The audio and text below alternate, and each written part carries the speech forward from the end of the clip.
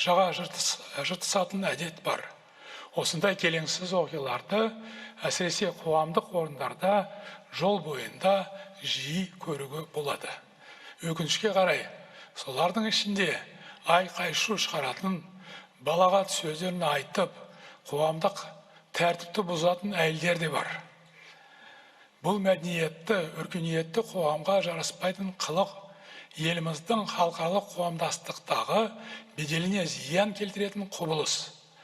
Озық ойлы ұлт болу үшін мұндай жағымсыз әдеттен түбегейлі арылуымыз керек.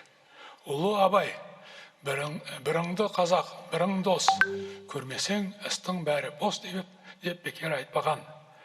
Мәдениет пен әдеп, тәрбие мен тәлім әрбір азаматтың, әрбір отбасының өзінен басталуы қажет. Қазіргі бұлыңғыр заманда ең басты міндет еліміздің егемендігін, жеріміздің тұтастығын нығайту. Ол үшін бірлігіміз бекем болу керек. Халқымыз